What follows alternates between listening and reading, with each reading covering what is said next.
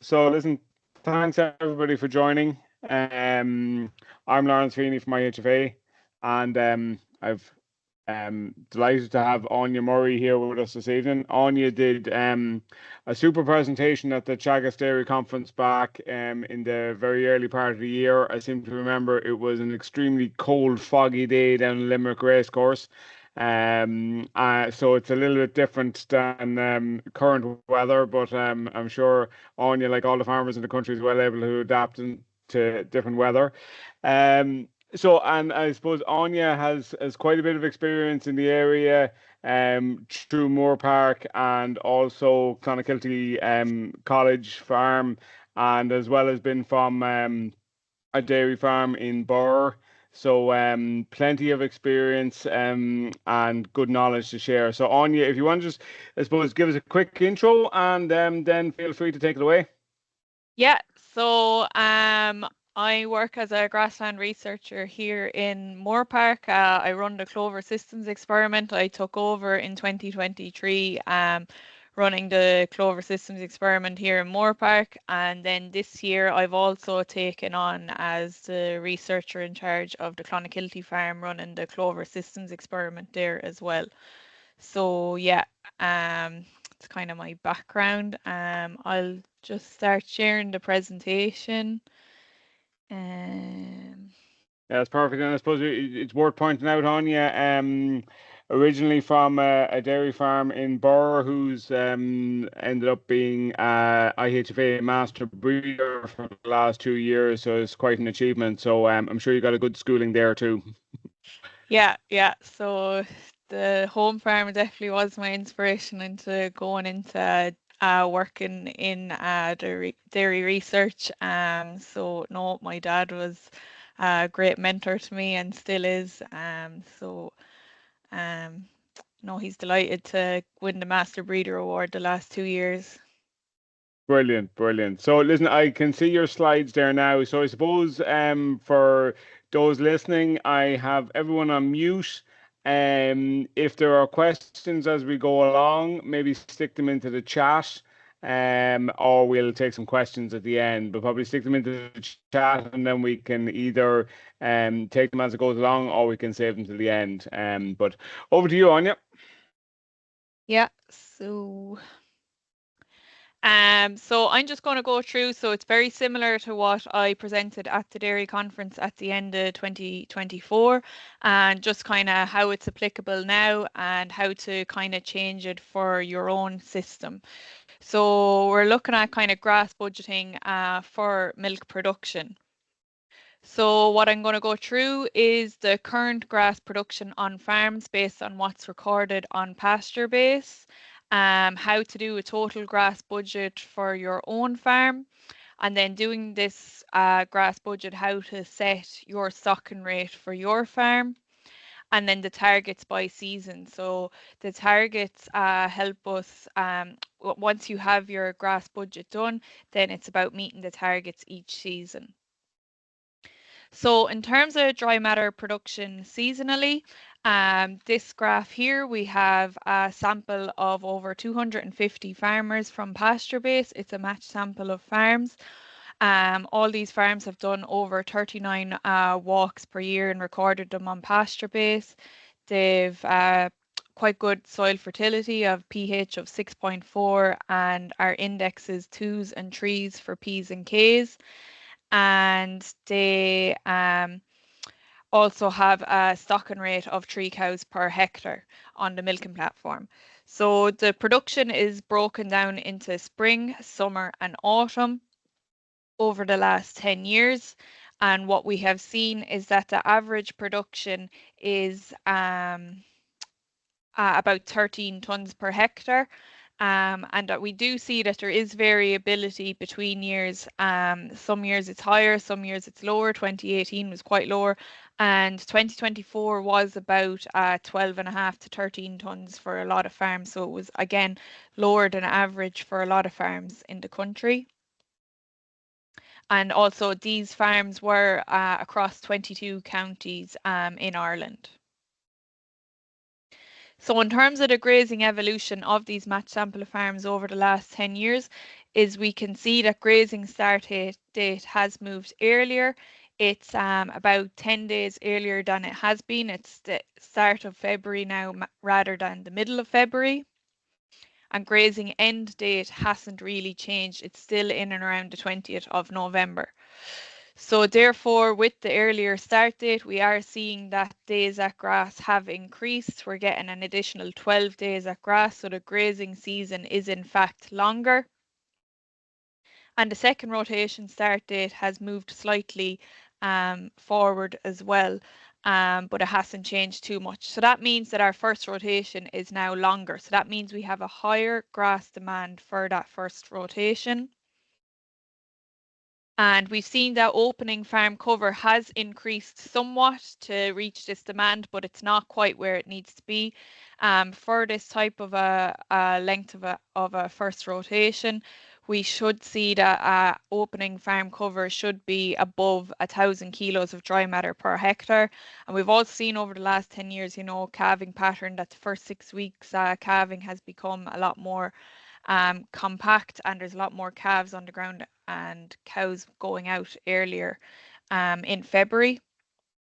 A magic day has moved slightly forward as well. It's about 5 days earlier, but again, magic day is based on your own farm, and it's the day that grass growth meets your grass demand. And your second rotation start date should somewhat coincide with this magic day. Just a quick thing there, Anya. We've probably seen last year breeding starting a little bit later, and that's probably repeated again this year. Yeah. I presume with those figures, that's probably not a bad thing. No, yeah, because what we saw that maybe cows were just grazing a bit too early maybe there over previous years, and that it's probably is better that it's just moved back a week or that, because you know, you're not growing much that first week of February, and if you have, you know, a good shot of your cows calved in the first 2 weeks, like you do want to get them out, and maybe unless you have enough grass built up, you mightn't have the demand, or you mightn't have enough grass for them.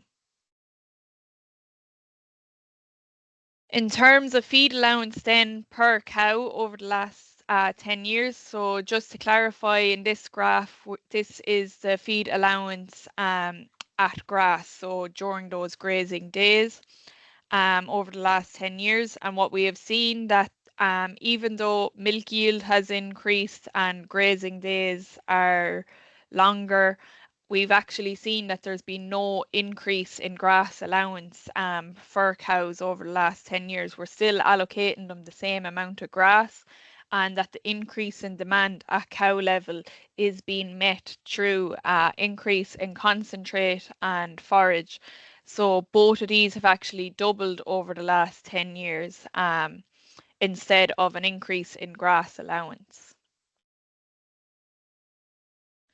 So what are the lessons to be learned from these pasture-based farms? We see that the average grass growth production is 13 tonnes per hectare on these farms measuring grass.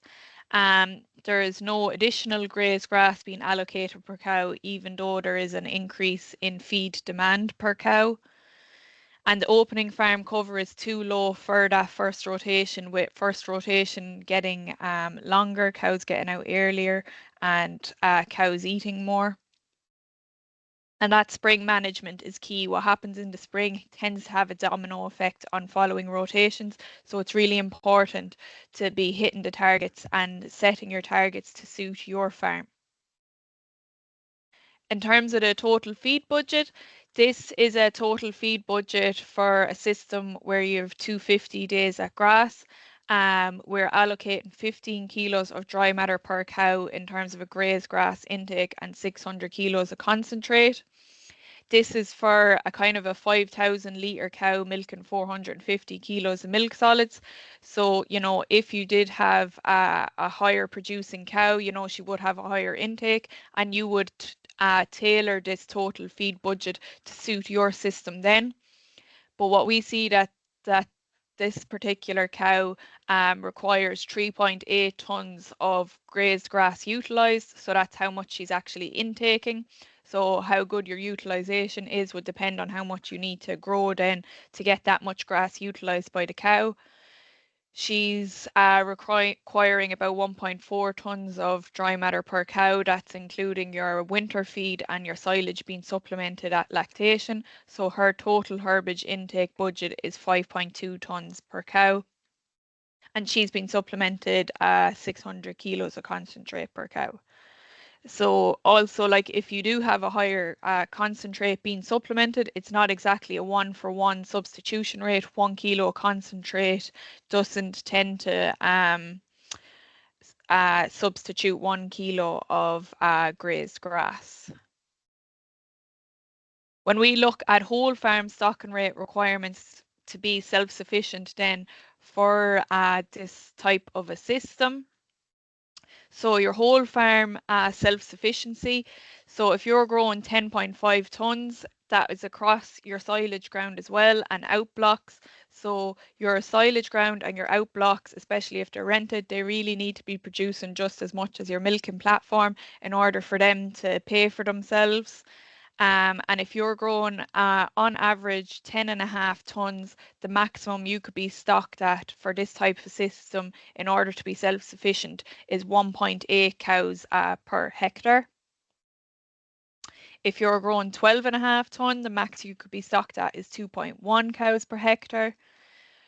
14.5 tons is 2.4 cows per hectare, and 16.5 tons is 2.7 cows per hectare. So be very rare case where somebody is growing 16.5 tons on average each year to be able to be self-sufficient at 2.7 cows per hectare.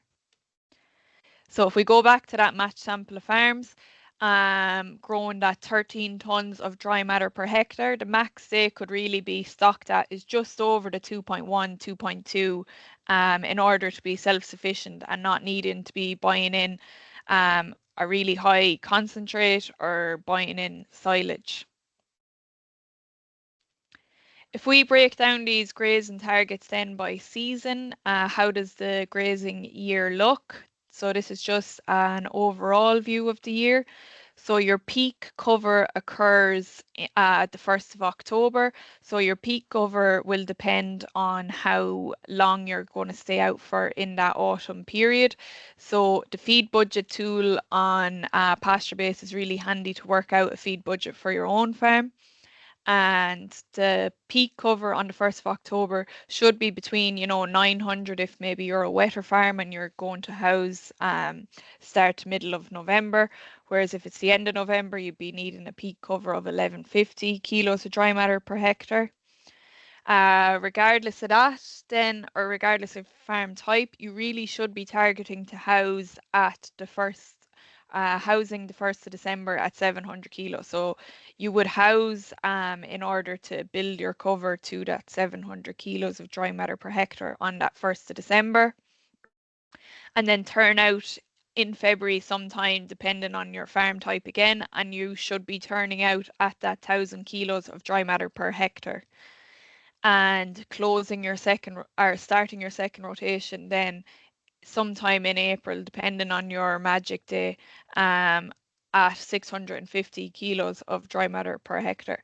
So these are the 4 targets you really need to remember, and the date of them the date of the last 2 depends on your farm type, and the level of peak depends on your farm type also on the 1st of October.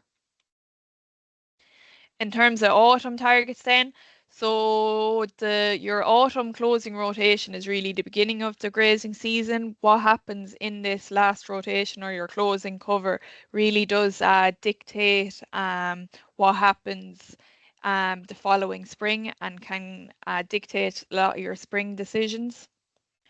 Your peak farm cover occurs in October, and a low peak cover will mean a lower closing cover. So we did see a lot of this at the end of 2024.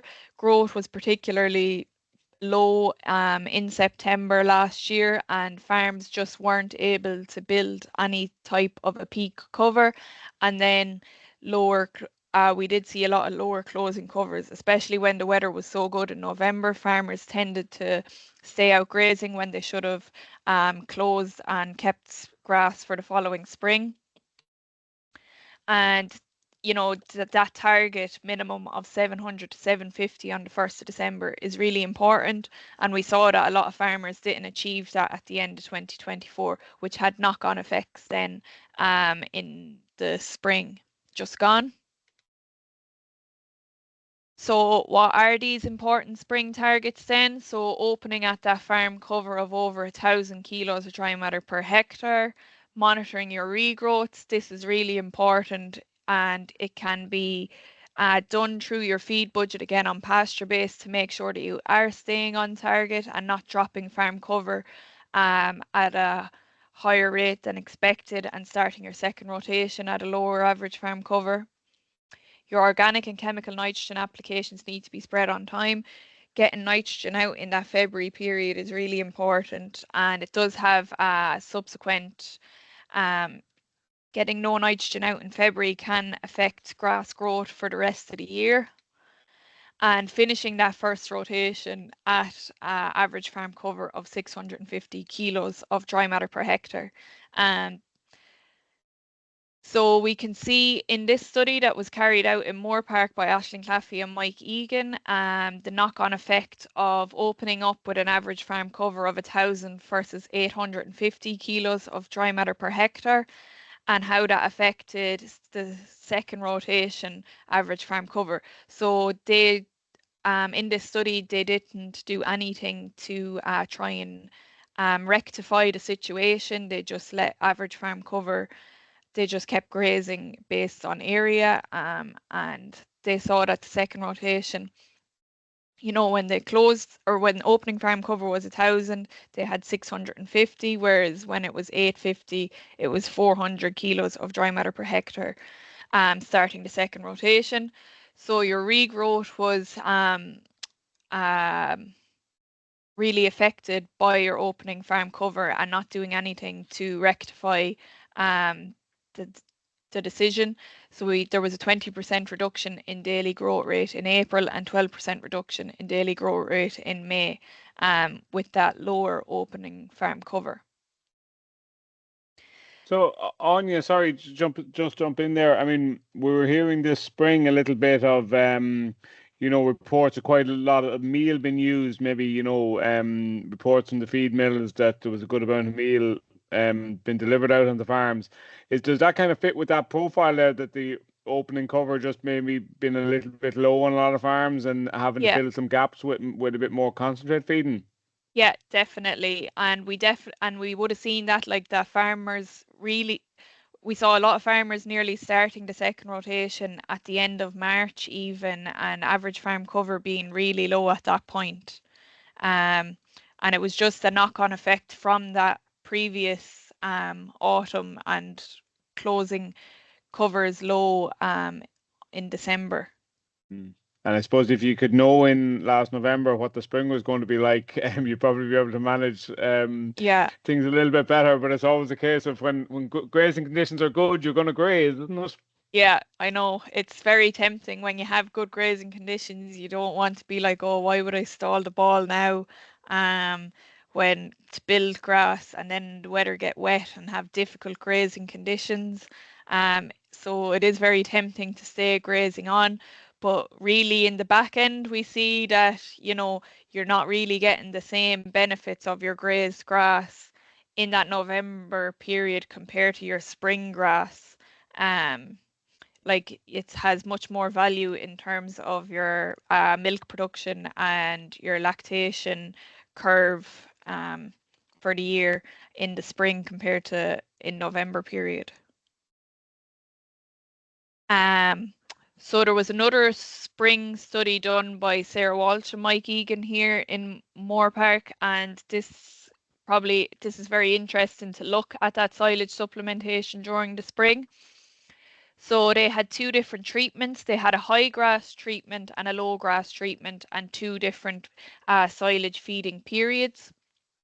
So in period 1, the high grass treatment was supplemented with 3.4 kilos of silage per day, and the low grass treatment was supplemented with 5.4 kilos of silage per day. And during this period, they saw no difference in milk production. So this period 1 ran from the start of February up until the middle of March, or Paddy's Day. And then period 2 ran from the middle of March up until the end of April. And in period 2, the high grass treatment got no more silage being supplemented, and the low grass treatment were still supplemented 3 kilos of silage per day. And what we see was there was a big knock-on effect of feeding silage during this second period. So where farmers are feeding silage to try and rectify the situation at the end of March for April, we see there's a big effect in terms of milk production. And that effect continued on up until the middle of June. So and it similarly affected milk protein production.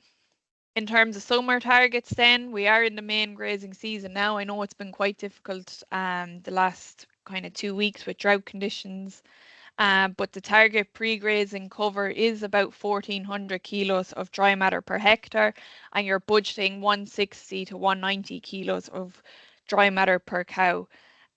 So at the minute we see that regrowths are quite low, and in order to keep that cover per cow, farmers are grazing covers that are a lot higher than 1,400 to try and keep grass into the diet. And you would be targeting about 6 rotations between April to August. This is something we have seen that on farm has been improved. We do see that farmers are typically getting getting an increase in rotations, and they do tend to graze an ideal pre-grazing cover of about the 1,500. In terms of mid-season growth and demand, I just took the average growth from 2019 to 2023 across pasture-based farms. So there's about 1,000 farms included in this grass growth of farms that are doing about 30 walks per year. And this is the growth profile during the mid-season.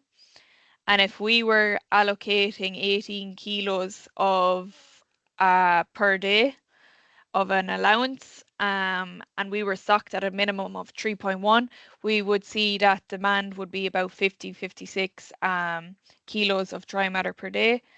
And in this type of scenario, we see that growth exceeds demand for the majority of the mid-season. And there's ample opportunity at the start to take out surplus bales, take out area for reseeding, and build stocks in terms of silage with those surplus bales. And also there's opportunity in August to start building your autumn cover or to your peak cover. However, if you increase your minimum stocking rate to 3.5 cows on your milking platform, you can see that your growth only meets demand about 40% of the time. So you've less opportunity to take out surplus bales, and you probably have a good chunk of time where you actually are supplementing a lot of concentrate and silage as well, and you're going to have to supplement a lot in that August period to build covers. And the situation is a lot worse then at a minimum stocking rate of 4 cows per hectare on the milking platform. So you were probably buffer feeding for most of the mid-season in that sort of scenario, unless you're growing over 70, 75 kilos per day, which would be excellent performance.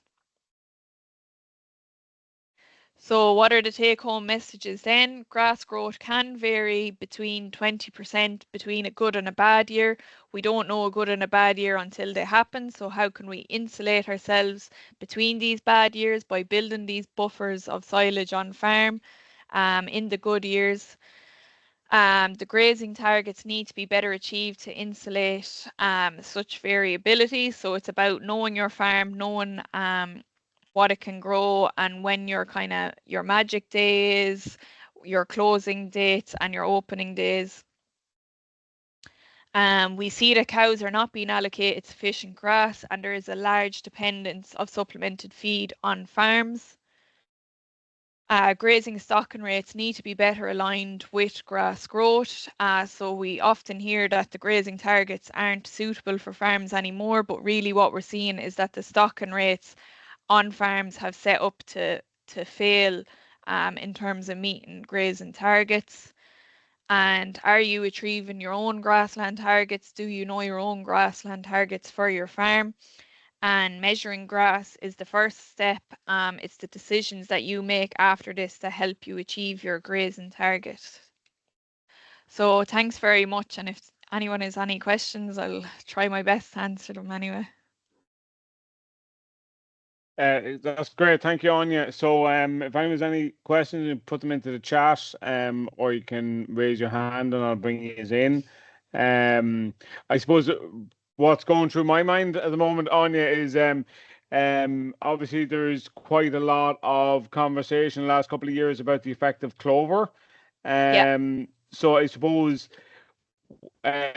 maybe if I just get you to talk about what Clover is changing, or does it change anything as regards what you've talked about?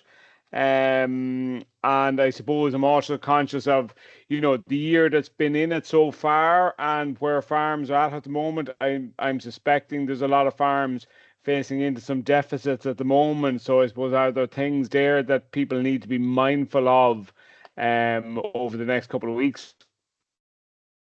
Yeah, so in terms of putting clover in on farms, what we see is that when you have sufficient clover in the swards, you are able to reduce the amount of chemical nitrogen you're spreading on farm. But it's also important that you know the clover level in your paddocks, you're walking them, and that you're not actually affecting grass growth production by cutting back on chemical nitrogen too much, that you're affecting grass production. The number one thing we want farmers to do is to grow as much grass as possible. It is still our cheapest feed source. In terms of having a clover sward, it's cheaper again. We do see a lot lower costs with having clover in the sward and higher output in terms of milk production. We see 20 to 30 kilos of milk solids additional for having clover in your swards across the farm compared to grass only treatment. So what we see really is that your early nitrogen is still required even in clover swards, where in the springtime you've quite a low clover content in swards, and that they still do require chemical nitrogen in that early period. And then in May onwards, you can reduce your chemical nitrogen being spread. We do have a table to help farmers make the decisions on how much they would cut back chemical nitrogen based on clover content in the sward. It's on the Teagasc website, and it's a very handy tool and it's very flexible. In terms of what was the next? Yeah, I'm actually. I'll go back to that. I have Oliver Dempsey with his hand up. Oliver, I think if you could just unmute yourself, and come in and ask your question for Anya. Okay, great talk, Anya. Thanks very much. The question that I have is, I find it difficult to find information on the right amounts of chemical nitrogen to be applying in different situations. So my sources of information are coming from a variety of sources, whether it be, articles in the Farmers Journal, literature that comes out from Teagasc, but it's a little bit sort of all over the place, and I always find myself sort of struggling to go and find the information when I want it. And the other question is, the thing I find is that the information that's being provided on the application and recommended amounts of chemical nitrogen are sort of general advice. I would love to see Teagasc coming out with case studies on a few different situations. So you'd have number one situation where you have a farmer in derogation and the amount of chemical nitrogen that he would be allowed to put out during the year spread out over the year, and then a farmer that's not in derogation and the amount of nitrogen that he's allowed to put out and then spread that out throughout the year. And then of course you have the situations where one farmer has a certain ratio of clover in certain paddocks and another farmer doesn't. So it would be lovely to have case studies in those situations, derogation, non-derogation, and then the, a variation of situations in between with different amounts of clover. If, just to make that suggestion to you, really. Yeah, no, it's definitely something to take on board. It's definitely, I am designing a new trial for Clonant at the minute, and my plan is that I'll try and have it as flexible for farmers as possible and to be as kind of relatable for farmers as possible. So that's definitely something to consider with that going forward. We do have a table we brought out at the end of 2023. Maybe it's not publicised enough, where we recommend that farmers do a clover score in paddocks during April, and then they make their May decisions from then on how much chemical nitrogen they want to spread based on the clover content. Yeah. So that's a really handy tool, and maybe I'm nearly sure it's on the Teagasc website. If it's not, that's something I'll maybe flag and make sure that it is. And it is something, as every time I take a group in Moore Park myself, I make sure I give it to them every time. And maybe it's something that needs to go out in the Farmer's Journal as well. Yeah, so just to recap again, like, so for example, I'm not in derogation, so when I'm reading advice about how much nitrogen that I should be putting out, we'll say before the 1st of May or whatever, and let's say, for example, if the Farmer's Journal or Teagasc says that I must have 100 units of nitrogen put out before the 1st of May, I'm asking myself, does that apply to me or is that applying to the derogation farmer? So I don't know. Yeah. And so just to make that a little bit more obvious, which figure applies to me that's not in derogation, which figure applies to the farmer that is in derogation, that type of thing. Yeah. Yeah. Thanks, anyway, for that. Excellent, and thank you, Oliver. So I have a question here from TJ Megan in the chat. It says, what's your advice to farmers who have access to land but it's not on the grazing block? Have you advice on how to use this feed that can be brought in? So I'm presuming this is going to be a question of silage versus perhaps zero grazing, or what's the most efficient way of using that? And then I suppose, how does it affect what's happening on the grazing block itself? So I suppose this is a typical out farm situation.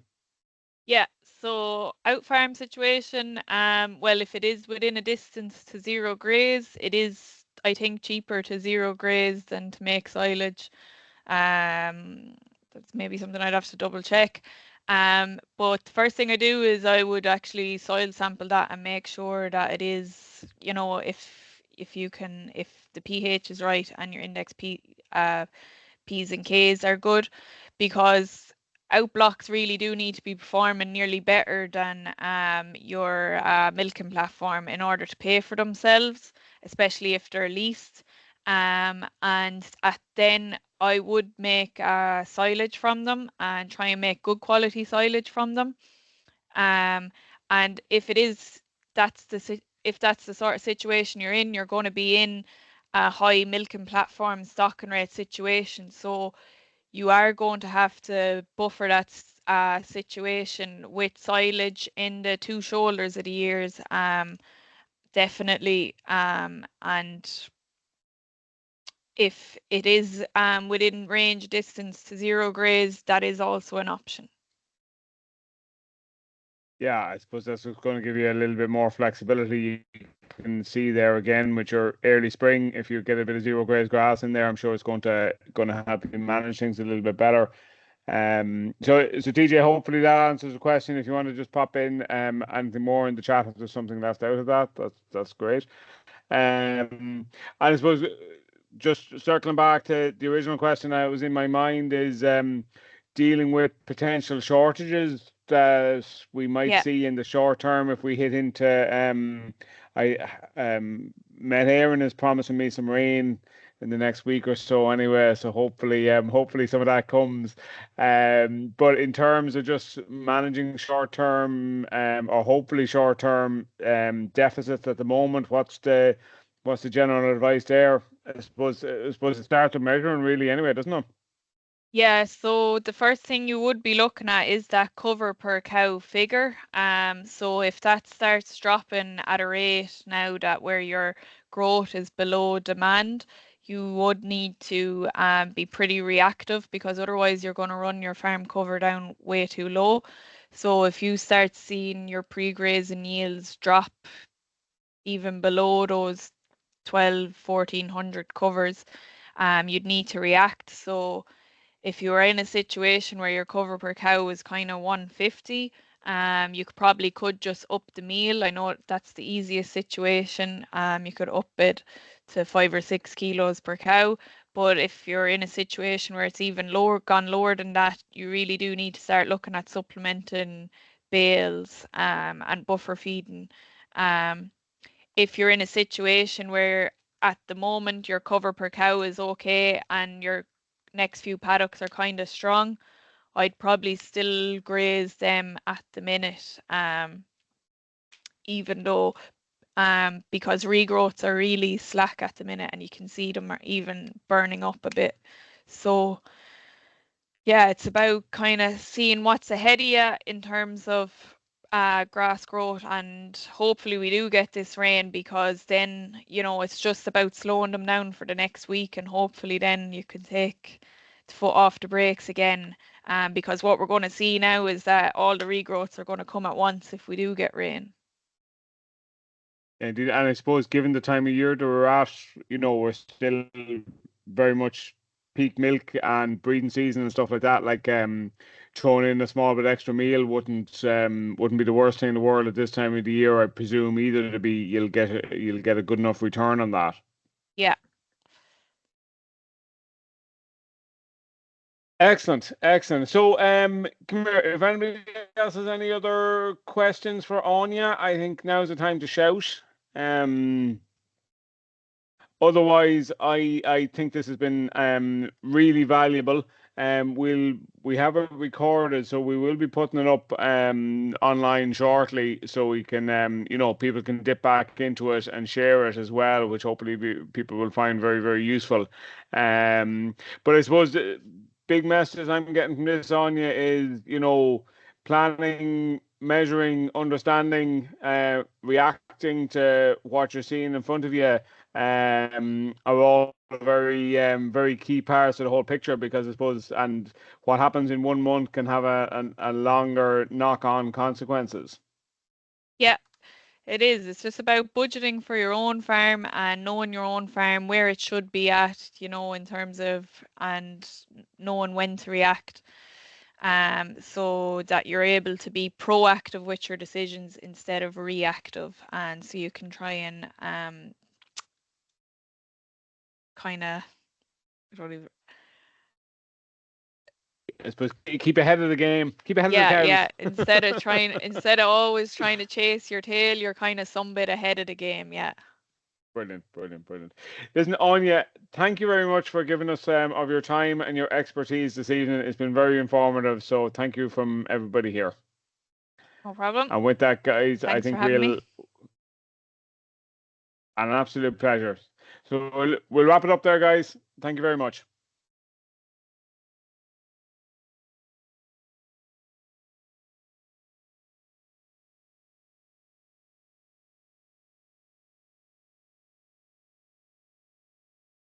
Right, Anya, I'm going to hang up. Okay. Might just check back in with you there again tomorrow, just to make sure everything's 100% from Laura's point of view. But otherwise, thank you 100%, and sure, we'll see you shortly. We'll see you at the Moore Park Open Day if we don't see you before then. Yep, grand. See you then, Lawrence. Thanks. All right, no problem. Bye, Thanks bye. a million. Good luck. Bye, bye, bye.